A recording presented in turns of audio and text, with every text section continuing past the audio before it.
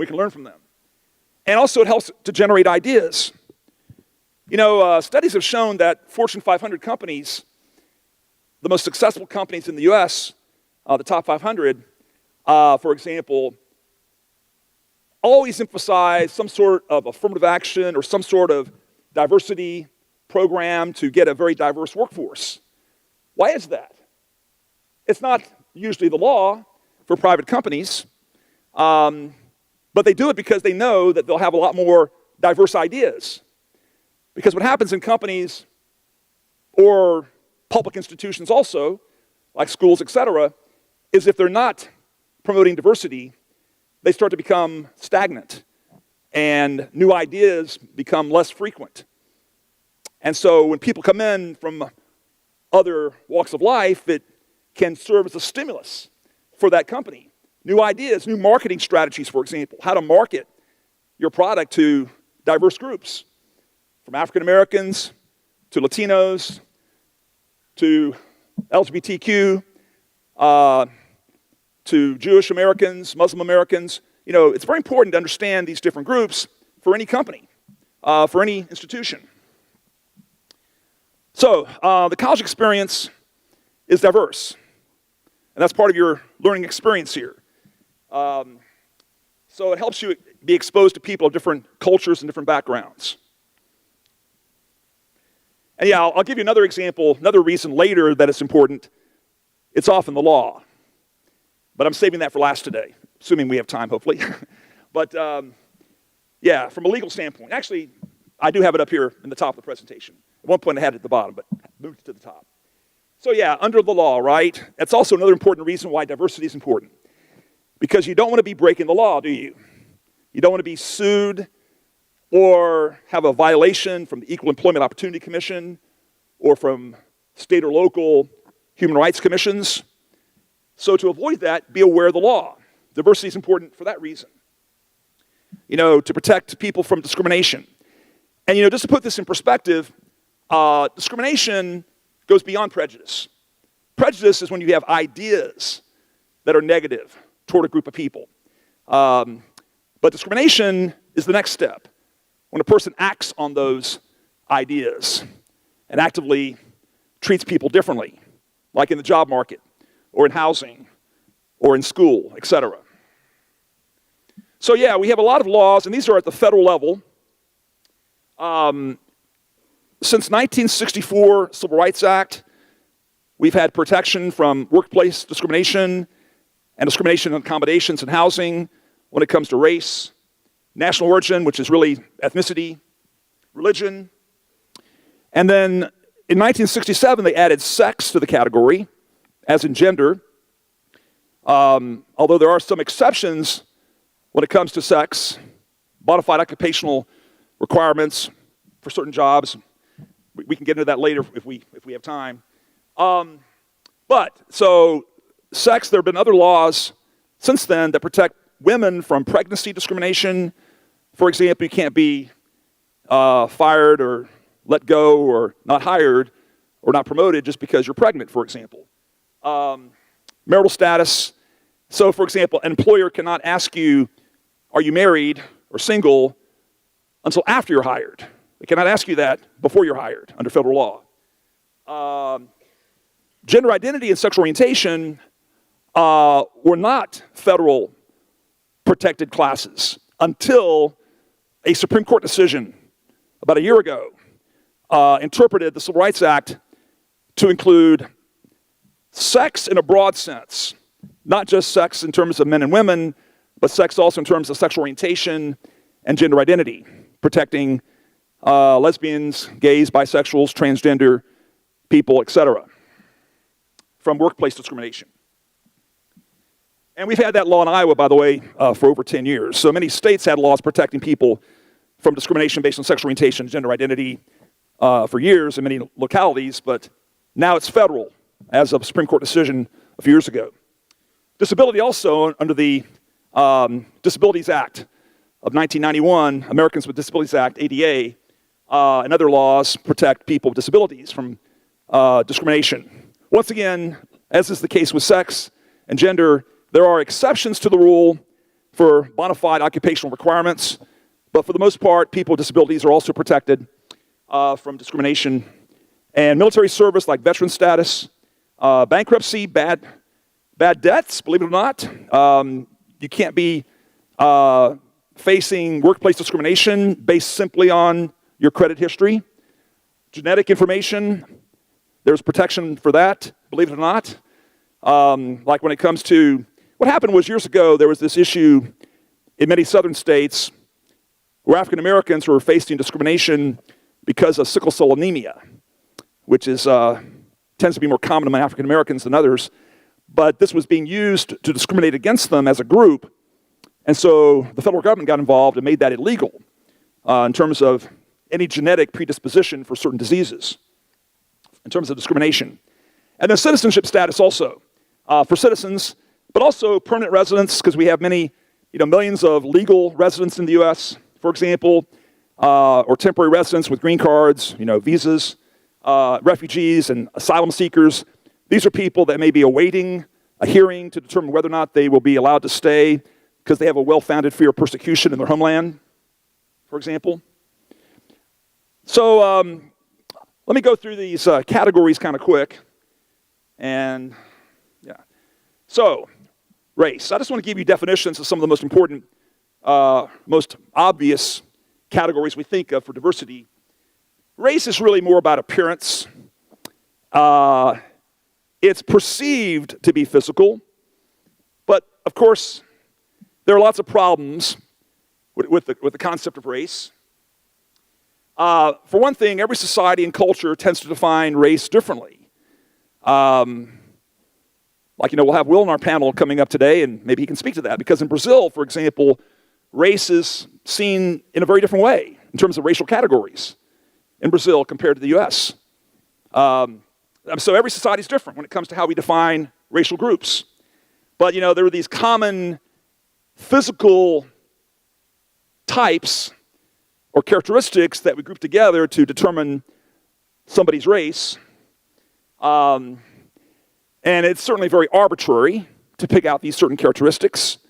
But that's the history. The history of the United States was to categorize people by race, originally called the one-drop rule, is what we operated on in this country's history. If you were a little bit black, you were all black, for example, at least historically under the law. But these color-coded classifications like white, so-called Caucasian, which, by the way, Caucasian is a misnomer. It's a ahistorical concept, but that's a term that was used, still is sometimes. Black as an African, brown as a mixed. Realize that red and brown, red and yellow especially, sound ridiculous today, don't they? They sound really ridiculous. But this was the color-coded categories that we operated under in this country. The point here is very simple. They are really, in many ways, all ridiculous when you think about it. Not just red and yellow. In terms of the origins, at least. Because they're all social constructions. I mean, I'm labeled white. I'm not really white. Looking for something like this screen here. That's white. The screen, the background of the screen is white. I'm not really white. But that's the label. It's the color code. And so it's a social construction because society created these categories, these color-coded categories, typically for legal reasons and for reasons of oppression. And so that's really, that's really what it comes down to. Go back to that previous slide. It's not based on biology. Race is not really based on biology. It's a superficial color code, but it doesn't recognize the actual diversity that exists within so-called races. Because if you look at people that are labeled white, for example, compare, not to stereotype, but compare the much more lighter skinned, blonded-haired Scandinavians to Italians and Greeks others in the Mediterranean that tend to be darker haired, etc. A lot different. Or compare even different African people. Go down to Rwanda and talk to people about the difference between Hutu and Tutsi, and they'll tell you physical differences, all kinds of physical differences they perceive at least. So it's really, there's always going to be differences. Compare people in South Asia, Asian Indians to Japanese or Chinese on average. They're all considered Asian. It's really a very artificial social construct. But it has meaning to society because we grew up, we're socialized. We go through what's called racial socialization. We learn about different racial groups. Ethnicity also is a social construct, but at least it has more of a bearing on culture, not just physical appearance. So ethnicity is more about the culture of people, their cultural background, their ancestry, their national origin. So ethnicity is more about the cultural practices of people, right? National origin and ancestry, history, language, religion, common values, norms, styles of traditional dress, music, food. These are all aspects of your ethnicity. And all of us in here have an ethnicity. Everybody in here has an ethnicity, whether you know it or not.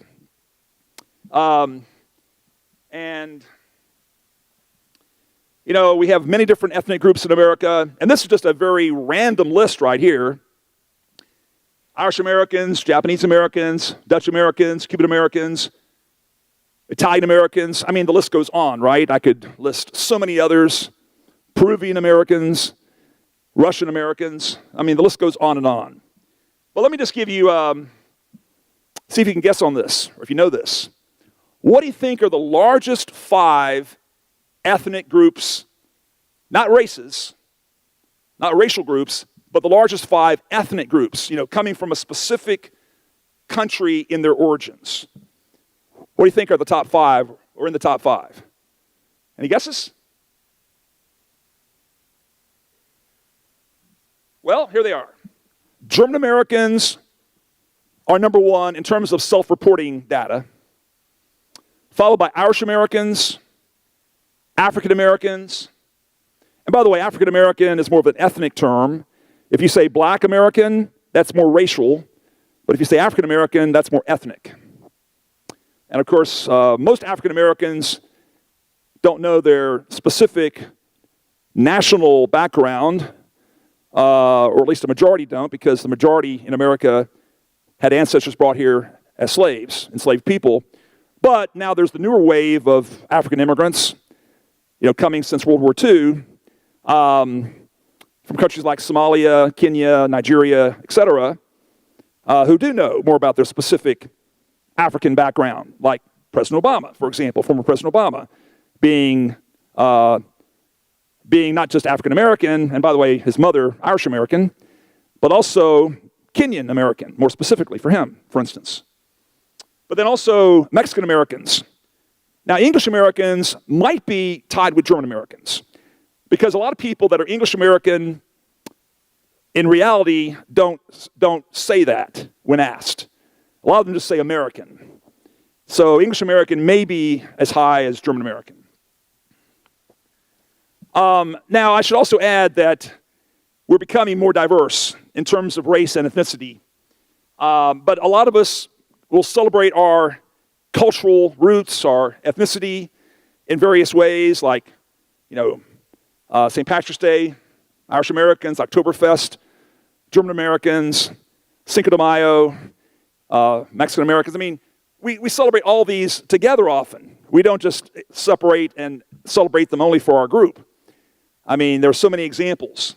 Juneteenth, now a federal holiday this past year for the first time. Very important for African Americans, but for all Americans. Now, ethnic differences are sometimes seen as racial. There is an overlap here. Like I said, African Americans, good example, because we use the term African American and Black interchangeably in the U.S. often. But Black is more about race, African American more about ethnic background. Now we have a concept called pan-ethnicity. Pan-ethnicity is an important concept because it's also a social construction where we lump these groups together. We take these more specific ethnic groups and we put them together under a label, okay? Because they supposedly have some sort of similarities with each other, some sort of quote-unquote racial similarities, so we lump them together. And this is very common in the U.S. You know, people coming from Latin America, for example, to the U.S. may be amazed when they're labeled Hispanic or Latino, because they may say, well, I'm actually Colombian American or Peruvian or Salvadoran, but they get labeled in the pan-ethnic terms. And one example would be European American. That's a very broad term for people of everything from French to Dutch to Russian to Italian, but they get put together under that pan-ethnic label, European American. Hispanic is a good example, probably the most common example of a pan-ethnic term, which, by the way, Hispanic and Latino is not really a race because they come in all colors, you know, from white to brown to black and everything in between, but it's more about their cultural ancestry and their traditions. They have some degree of commonality. But they get put together in a group, in a pan-ethnic group that we call, so for example, these are all supposedly Hispanic, Latino groups of people. You know, that's the label, right, at least. Mexican Americans, and this is in the order of size in the U.S. Mexican Americans, Puerto Ricans, Cuban Americans, Dominican Americans, Salvadoran Americans, etc. And Asian Americans, also a pan-ethnic category. Think about it, right? Asian American, that's pan-ethnic, includes many different groups. By the way, if you ever see the prefix pan, pan always means all in the group, right? Like it's an inclusive prefix, pan. So these are all examples of Asian Americans. Chinese Americans being the largest. Indian American. By the way, Indian American, we're talking about East Asian, or not East Asian, but South Asian, right? South Asian, Indian American. Don't confuse Indian American with American Indian. They're two different groups. Indian American would be people whose ancestry is in India. American Indian would be Native Americans, right? So, go a little bit quick here because check my time again. Okay. Oh, I gotta go real quick then. Wow, time goes so fast. But yeah, East Asian Americans include Chinese Americans, Korean Americans, Japanese Americans, etc.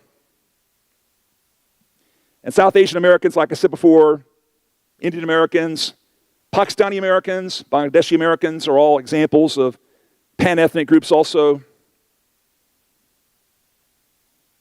In terms of South Asian Americans, right? By the way, we just had our first vice president elected from a South Asian background, South Asian and African American, Kamala Harris. And then Southeast Asian Americans, Filipino Americans, Vietnamese Americans, Thai Americans, Laotian Americans, etc. And even Native American is pan-ethnic. Because, you know, that's, of course, a misnomer going back to Columbus, calling them American Indians, at least. They were lumped together. And in reality, there are many different ethnic groups, many different nations that we lump together. Cherokee's the largest among Native Americans. Navajo's second largest. You can see the others. And this is the breakdown of racial and ethnic groups in the U.S., with non-Hispanic white being the largest, but it's falling every year. And there's estimates that, you know, by the middle of the century, we'll have more non-whites than whites in America as we become more diverse. Hispanic Americans have surpassed African Americans recently, in the past few decades, being the largest among minority groups, I should say. When it comes to religion, we also have lots of diversity, Christians being the majority, but we have many different types of Christians, of course. And we met many people that are not Christian, too, in the U.S., including people that are unaffiliated, atheist, agnostic, but also we have large communities of Jewish Americans, Muslim Americans, Buddhist Americans, etc. And Protestant Christians outnumber Roman Catholics.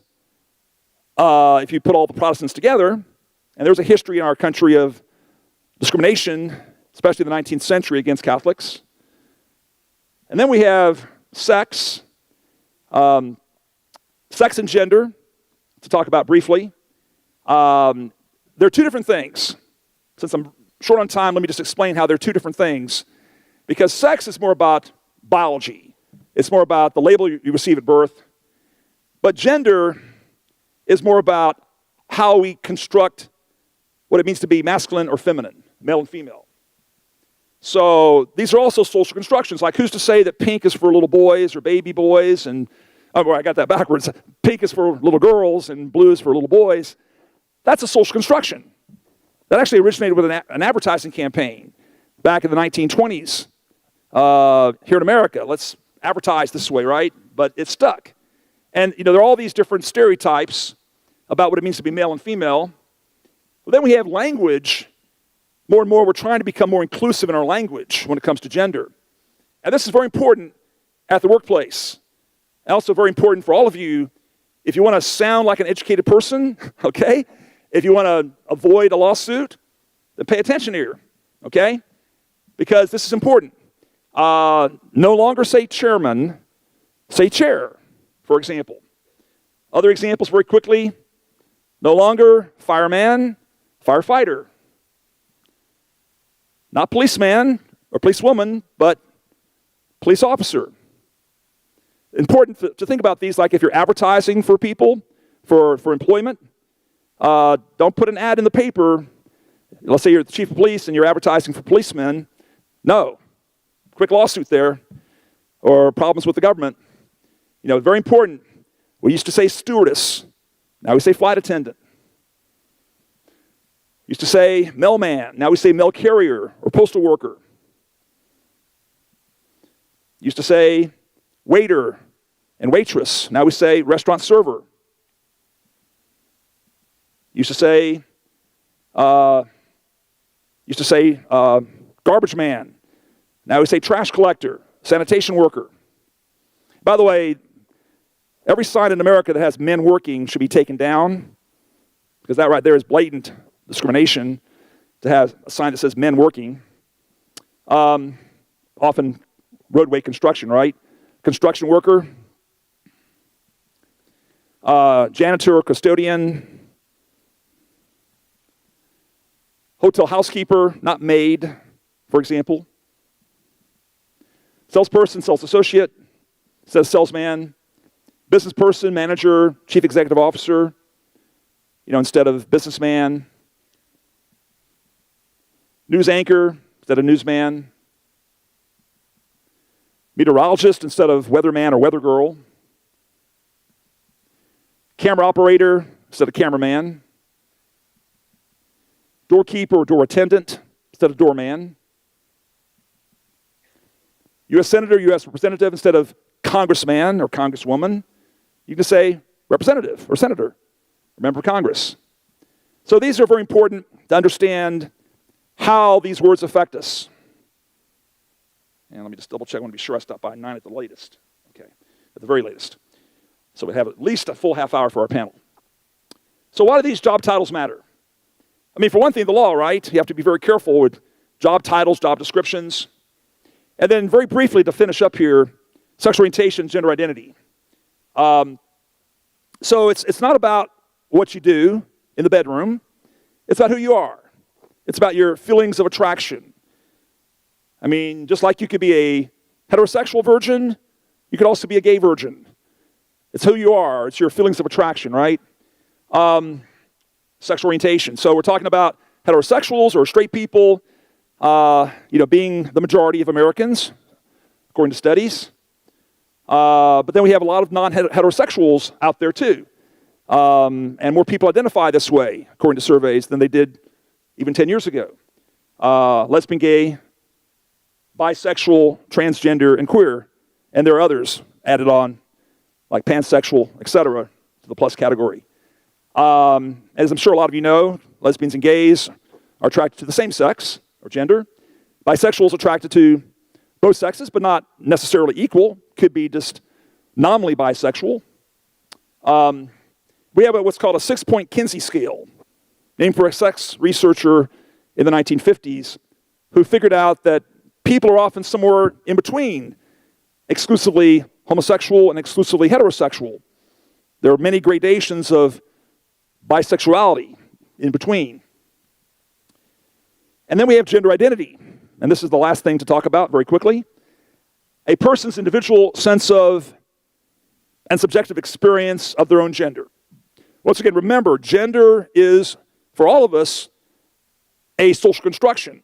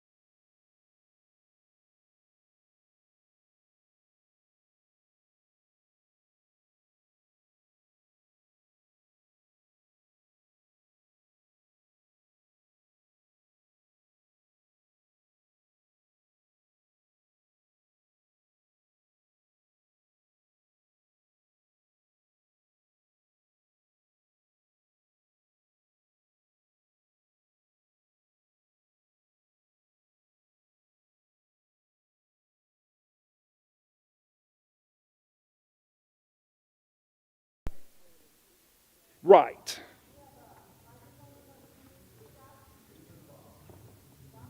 Yeah, the mics are in the box. That's right. So we have a diverse panel for you guys today. 4 staff members and I believe 1 student, right? Yeah, great. And you're from South Africa, right? Okay, good. So I'll have each of the panel members introduce themselves as soon as they get situated. And I'll start off with a very just basic question for them, and then we'll open up to the audience for questions.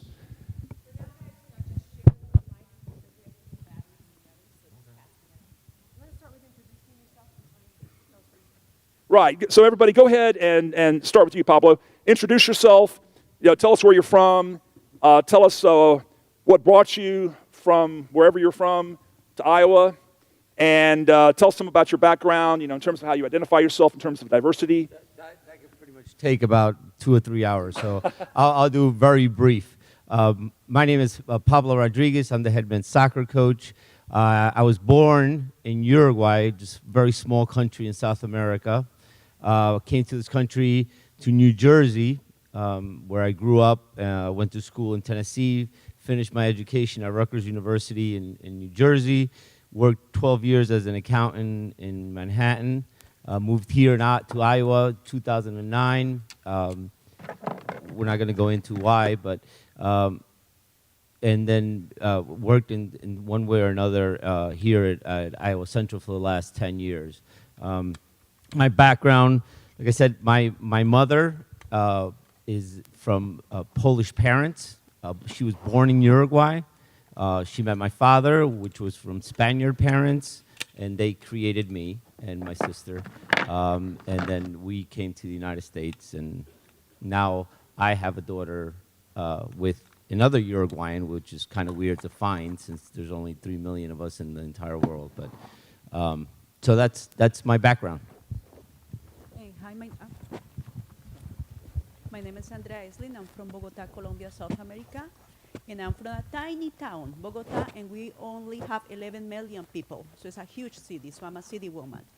I came to the United States 19 years ago. My husband is from Minnesota, and I did my bachelor's in University of North Dakota and my master's in UNI.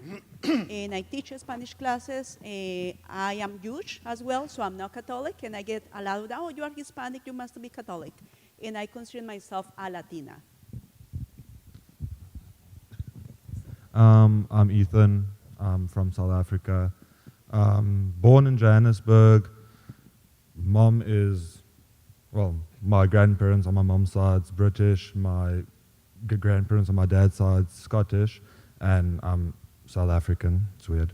Yeah, I grew up in rural South Africa in a province called Mpumalanga. Lived there for 13 years. Moved to the city, finished high school there, and I'm playing rugby and studying law, yeah, in Iowa Central. So, Studying law, you said?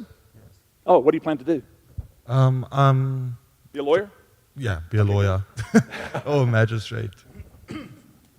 I'm Coach Minikyu. I'm originally from Florida. My dad is from Nigeria.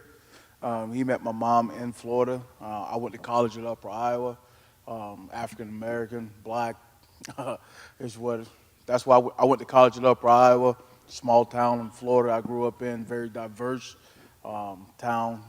So that's my background.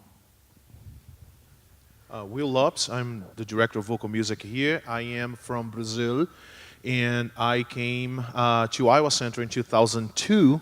So I was part of the program here, and then I went to UNI, got my master's there, and I'm married to a girl from the Dominican Republic, so we speak all three languages in our house, and just fun stuff. So you speak Portuguese, Spanish, and English in the house? Yes. All right, great. So I can have a follow-up question, although I'd rather open up to the audience first. Audience, questions for our panel?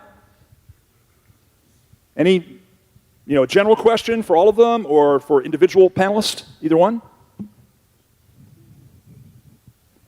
While you're thinking, I'll go ahead and do a follow-up. And, think about it, right? Have one prepared. But here's my follow-up question. All of you are not native Iowans. Most of you, four out of five, are originally from other countries.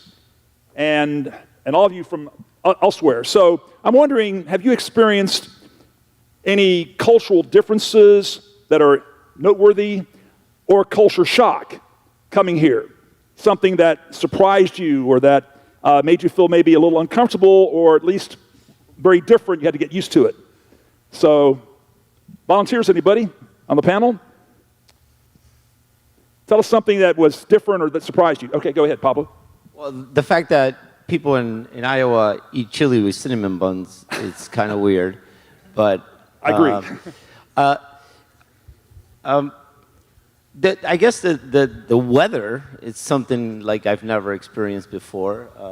Never lived in a place that was so cold for so long at any one time.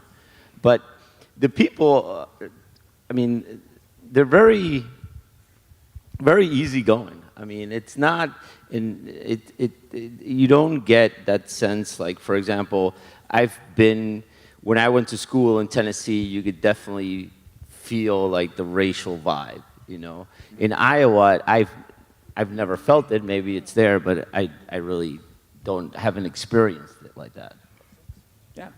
I would say the personal space, because at least in my country, in Colombia, we are very we like to hug each other, be super friendly here. Is the personal space thing that you cannot just go and hug someone because you can call to human resources for sexual harassment. In Colombia, we are very friendly. We kiss each other and hug each other, and it's not anything else. That's how we are. So here, when I came here, my husband said, Andrea, you just cannot go and hug people. I said, okay, that would be my thing. All right, great. Yeah, kind of the both of you guys said what I was going to say. Weather is crazy. I'm freezing at the moment. This your first year up here? Yeah. Oh, just wait. Yeah, I know. You're for a real shock. I've never seen snow for more than 2 days because we have one mountain in South Africa that snows and it's hot at the bottom. So you just look at the snow and that's pretty. It's not really that cold. Personal space does not exist in South Africa. That's not a thing. We all are very, I want to say touchy people, but that sounds weird. But yeah, we're very friendly people. South Africa is a very diverse place, so the culture shock wasn't really a big thing for me, but the food, yeah, I don't think Americans know how to use salt, but that is my personal opinion. But yeah, so we have a lot of spices and a lot of different things. Yeah, the food really got me. I had to get used to that. And the sun going down at 9, or whatever the freaking sun goes down at, because it changes. When I was in Washington for a month, the sun went down at like 8:30, and now the sun goes down at 6, and that does not make sense. In South Africa, the sun goes down 6:30 all year round. So. For sure. A little bit about me coming to Iowa. Well, with athletics, okay, we live in this very diverse team, cultural type deal. So in athletics, you don't really see any of the racial things going on because you got to work together as a team. But outside of that, okay, coming to Iowa I was surprised at how many people didn't see a black person or went to school with a black person until they went to Upper Iowa, or not even a black person, but like a Hispanic or anything like that, until they got to Upper Iowa. They was like, I've never been to school with a, I was like, what? There's just a cultural shock to me that that happened. And then just when you go to you and your teammates go to Walmart and you walking through Walmart, the looks that you get, you could tell. Obviously, education helps with that. We just go buy our stuff and leave, but being part of athletics helped me get through a lot of things in Iowa, and that's one thing we always try to promote is make sure we with teammates and things that way, because it does exist. For people to say it doesn't, it does. Just be smart when you go and when you do, because that's what was a huge culture shock to me is when I got to Upper Iowa. He was like, hey, I never went to school with. I was like, really? It's just some of the things that it was new to me. So for me, there are two aspects of my journey. One has been as a student. I remember 20 years ago when I was a student here, and looking at the auditorium today is so cool to see the diversity here. That was not the case. So I was the international, the Hispanic, the Latin, the black, the everything. I was just pretty much everything, and I was very involved here. And we moved to Minnesota, then we moved to South Florida, and coming back to this campus and see the diversity here. That's just a beautiful picture of who we have become as a college, which hasn't started just now. It has been this way since I was here. But one of the things that I experienced being here as a student that it used to irritate me the most was people would ask me like random questions, and I would just be so irritated by questions like, so do you guys have chicken in Brazil? Or like, do you guys have computers? Do you like those things? And it would irritate me because I just think like, okay, where do you think that I live? That I live in the jungle in Amazon or something? But I suddenly realized that a lot of those questions was really curiosity. Like for some of those students, they really haven't lived outside of whatever small town they came from, and then suddenly they have a guy from Brazil. Like I only heard about Brazil one time when I was in whatever grade, and I had never met anyone. Like, what language do you speak? And I just started looking at that more through the lenses of compassion and education and trying to, no, yeah, we do speak Portuguese, so we don't speak Spanish. Yes, we do have computers, we do have TVs. Actually, we do have cars. And so starting to explain, yes, and my town is the size of Chicago. So have you been to Chicago? No, okay, go to Chicago. That is the size of my town. And so it was that way, it was a way to cope. But it took me a while to understand that I would just be irritated all the time, like, what do you think that I'm from? So, but anyway. Yeah, I remember when you were my student, I was David's student, yes. International relationships. That was my class. That's right. You were still learning English at that time. Yes. Yeah, right. Okay, so questions from the audience. Either for the panel or for me, for my presentation, either one. Questions from the audience? Where? Help me, guys, with the glare. Yeah, she has one. Okay, go ahead, point. Oh, to the left, okay. I can't see, go ahead. Point. Just go ahead and speak. Yeah.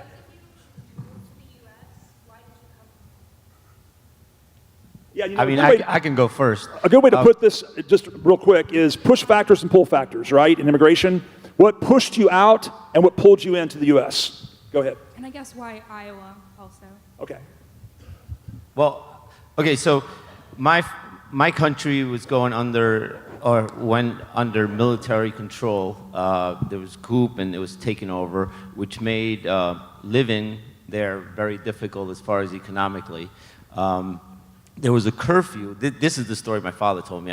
Obviously, I don't remember it, but and so under military control, there's curfews. You can't be out after a certain time at night. He was having, as a family, very harsh economic troubles, and so he had taken up 2 jobs, and going from one job to the next, he fell asleep at the bus station, and of course, went past his curfew, and he was taken away to jail. And so when he got out, he was like, well, we really need to leave as soon as possible. And so came to the United States as a textile technician and started working at a factory as a textile technician. And soon after that, they went through the process of obtaining his residency and then became citizens. And that's pretty much the story of how little Pablo winded up in the United States. Yeah, and the language, I was in 3rd grade, and so I didn't speak any English, but at that age, you pick it up pretty quickly. So it's probably like a couple months or something like that. So. And now Uruguay is a very liberal country, isn't it? Yes, Uruguay is extremely liberal. Yeah. We have a lot of social laws. That's why it's not a big country for people to move to and set up a factory to pay, an 8-year-old 20 cents a year. So yeah, it's a very liberal country, very educated country, very, we still have the economic problems, but nobody is yet willing to give up the social benefits to sell out to the corporations. Interesting. Well, I met my husband in Colombia. I used to own a jewelry store. I never thought about moving from to here. I never thought that. So I did not really care because I own my own business. But I met my husband in Colombia and I got married and he told me, do you want to come to the United States? And I told him, no, I don't want to. And I want you to stay here. And he said, you know what, let's try moving to the United States. If you like it, we can stay. If you don't like it, we just go back to Colombia. And I came here 19 years ago, and my husband is from Minnesota. And why Iowa? Because I did my master's in UNI, and I love the people from Iowa. They are very friendly, welcoming, so that's why I'm here. And Andrea, what's it like being a Jewish American in Iowa? Oh, that's interesting because I'm Hispanic, and people assume I'm Catholic. And I'm not. Or sometimes they ask me, why you are too white? You should be looked this way. I say, when you go to Latin America, you have people from sizes, shapes, colors. It is like a melting pie. So sometimes I get that question, why you are so white? Even from other Hispanics. Or you don't look Hispanic. I say, I'm Hispanic.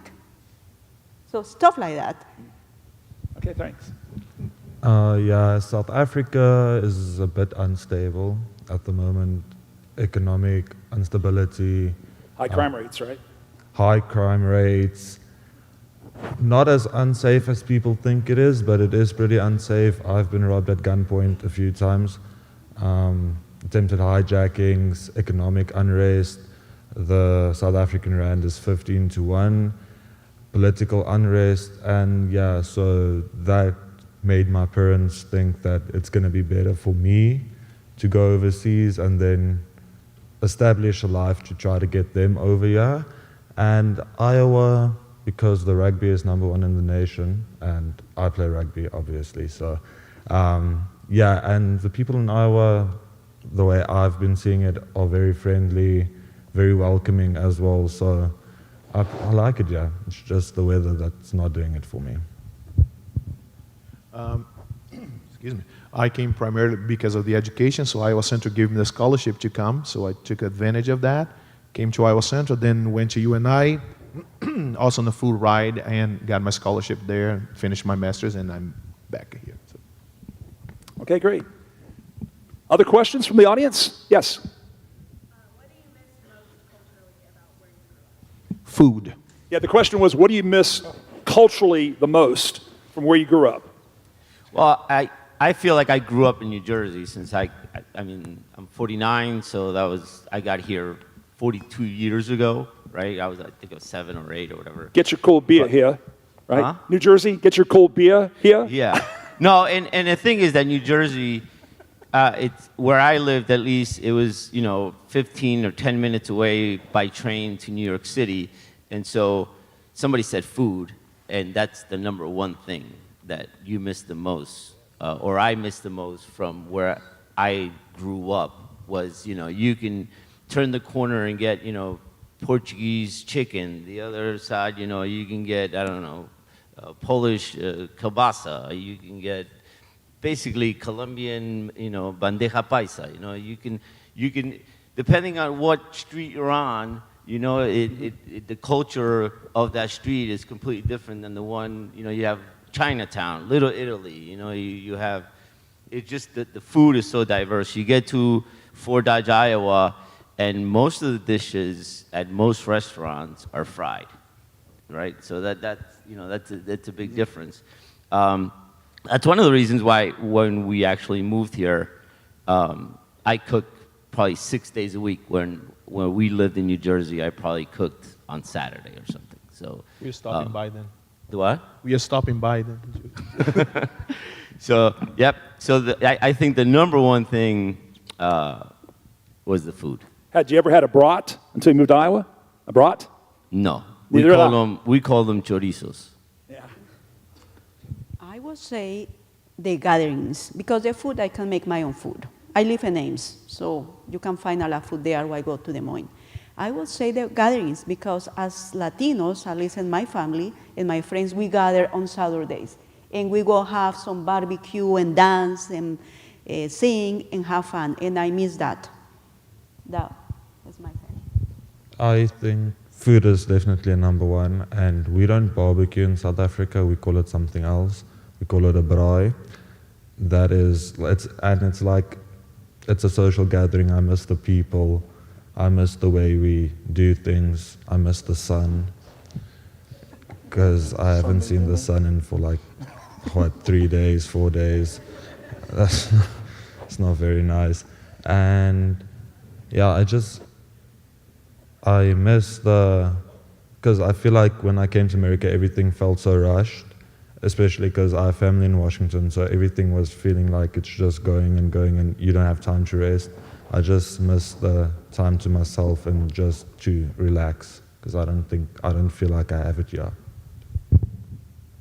Sunday dinners with grandma. That's about it. I mean, I'm from Florida. I still can do pretty much the same things that I do now, besides go to a beach, a true beach type deal. Sunday dinners with the family, just hanging out and relaxing, pretty much. Because I'm the only one of my family in Iowa. Everyone else was smart and stayed in Florida. Yeah. When it comes to food, I got to say, being from the South also, I miss Southern and soul food a lot. Especially the vegetables, like black-eyed peas, turnip greens, collard greens, pinto beans with corn or with cornbread on top. You know what I'm talking about?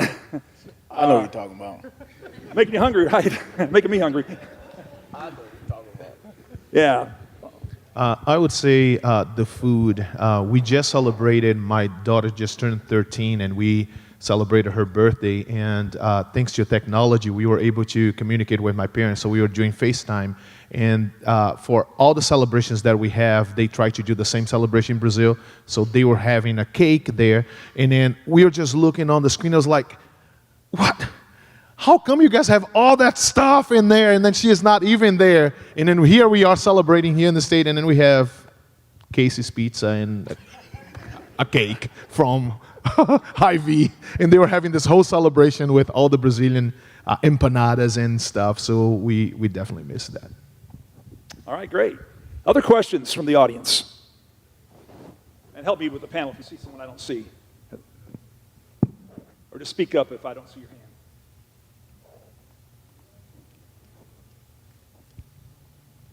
So I can do a follow-up question then if nobody in the audience has a question.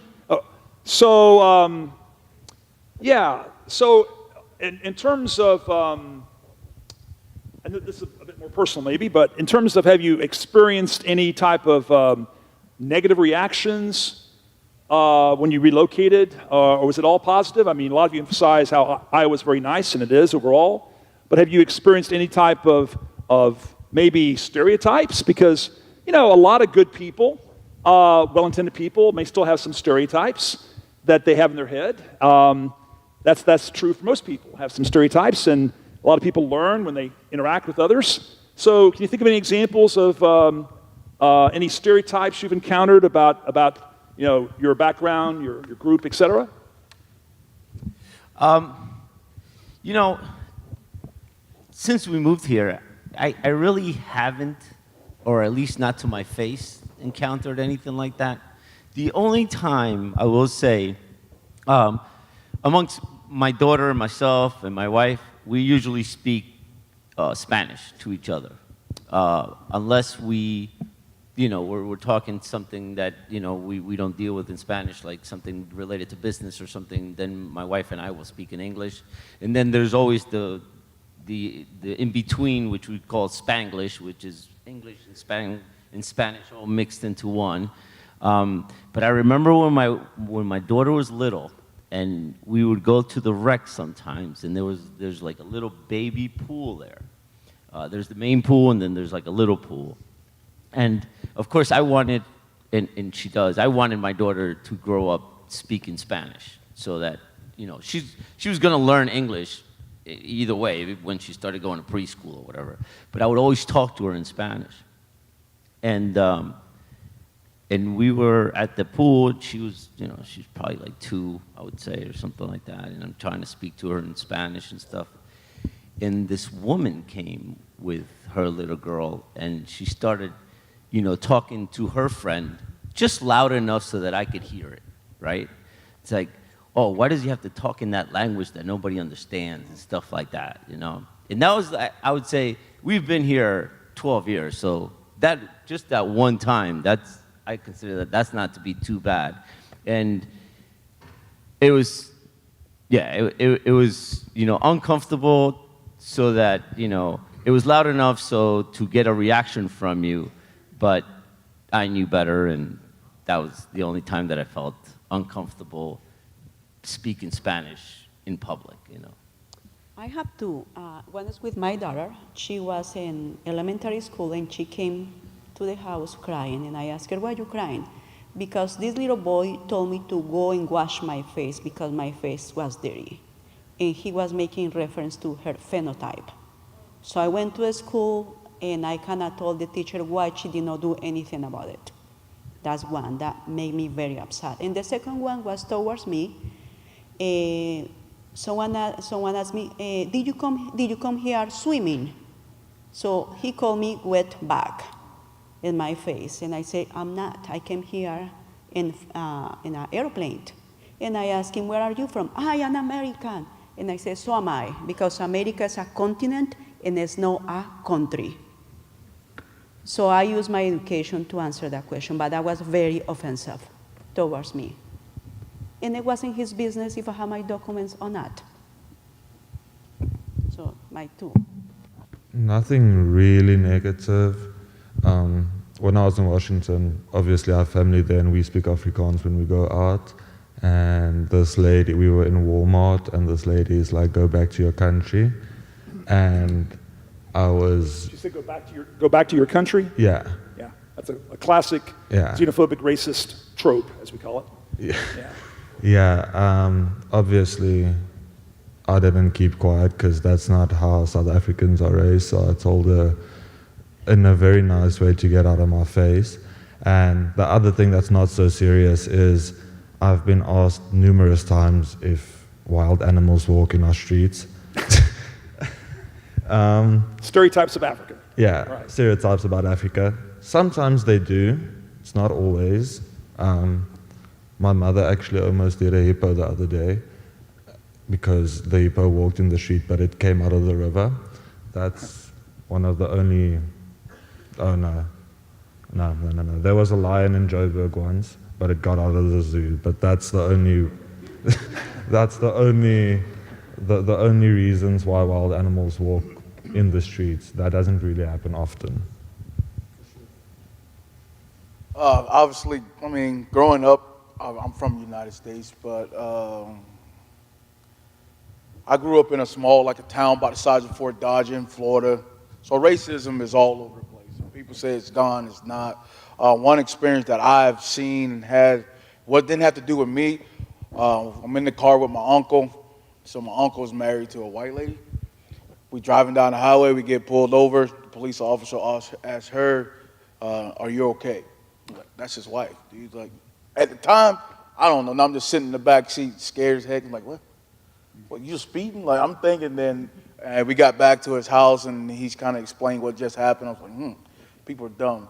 And there's good people and there's bad people. Just black, white, Hispanic, all of them, good and bad. Just as long as you're a good person.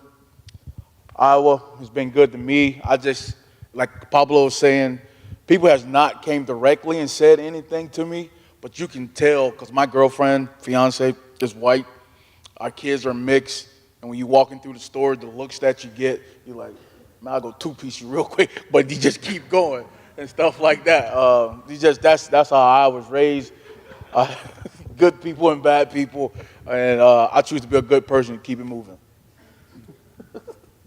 I have not experienced anything connected to race or the fact that I'm from a different country, but sometimes I will go to places and suddenly I will talk to someone and the person will realize this guy has an accent. So suddenly you just see their face kind of change and they put this Rosetta Stone face like, I now need to go to my translating mode because I don't know what he is saying.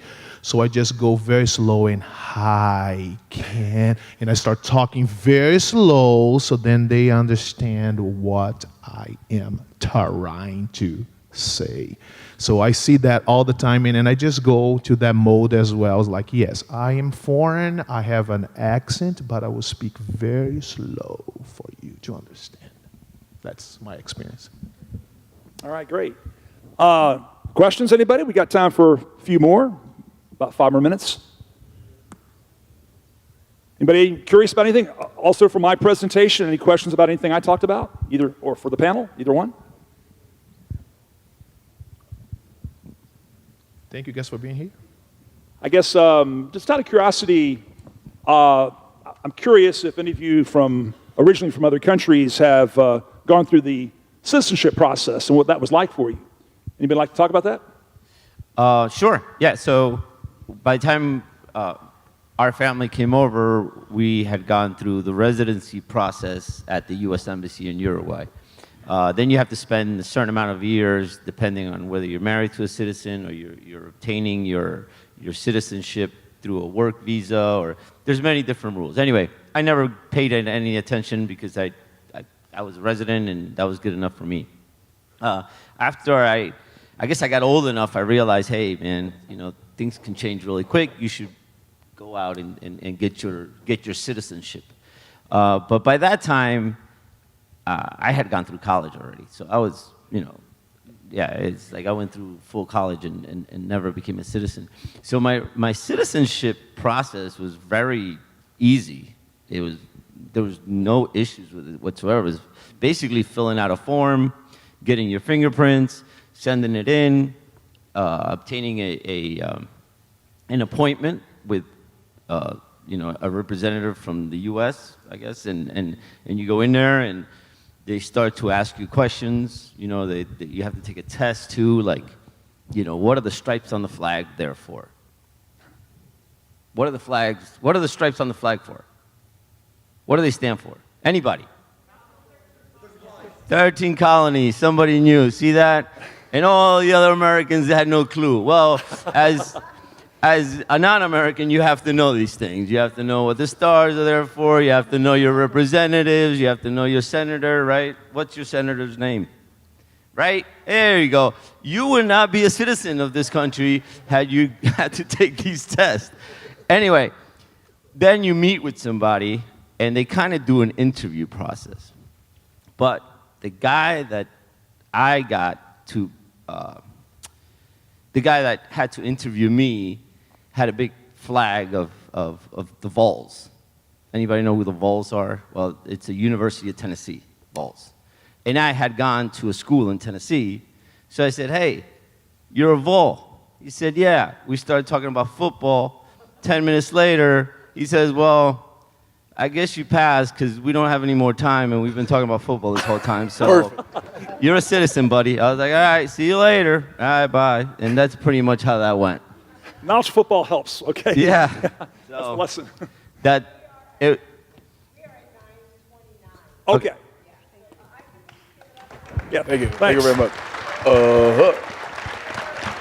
Thanks for participating, panelists, and thanks to everybody. And for my students, come down right here, and I'll take the roll for my students real quick.